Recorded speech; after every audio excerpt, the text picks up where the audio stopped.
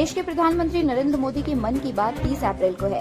प्रधानमंत्री नरेंद्र मोदी 100वां मन की बात को संबोधित करेंगे। इस कार्यक्रम को सफल बनाने को लेकर देश भर के भारतीय जनता पार्टी के कार्यकर्ता और नेता लगे हुए हैं। वहीं जमशेदपुर महानगर के जिला अध्यक्ष गुंजन यादव ने 100वें संस्करण को यादगार बनाने की तैयारी पूरी कर ली है। आज पुस्तक और कैलेंडर का विमोचन किया गया। प्रधानमंत्री नरेंद्र मोदी के 100वां मन की बात कार्यक्रम को आम जनता कैसे सुने, इसकी भी व्यवस्था की गई।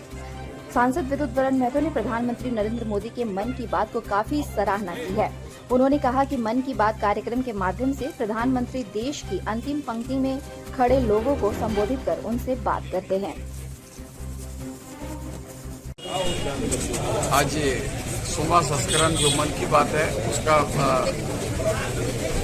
पोस्टर विमोचन था और आज देखिए हमारे महानगर के जिला अध्यक्ष के नेतृत्व में सारे प्रदेश कार्य समिति के सदस्य सभी जिला अध्यक्ष सभी वरिष्ठ नेता की उपस्थिति में इस पोस्टर का विमोचन हुआ। और ये 2014 से में हमारे देश के यशस्वी प्रधानमंत्री भाई नरेंद्र मोदी जी ने इसका शुरुआत की थी।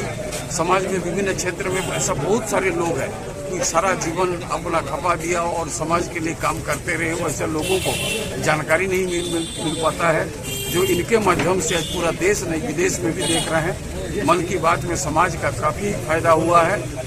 तो आज ने समाज में सभी वर्गों को राष्ट्रीय अध्यक्ष भाई जेपी नड्डा जी ने, प्रदेश अध्यक्ष भाई दीपक प्रकाश जी ने और हमारे खुद प्रधानमंत्री जी ने आह्वान किया कि समाज के हर वर्ग को, हर समुदाय, हर लोगों को इस मन की बात को देखना चाहिए। मन की बात देश के जो भी उपलब्धि हुआ उनके साथ साथ समाज में केंद्र सेक्टर में कौन लोग किस तरह काम कर रहे हैं, आप मन की बात में देखे होंगे।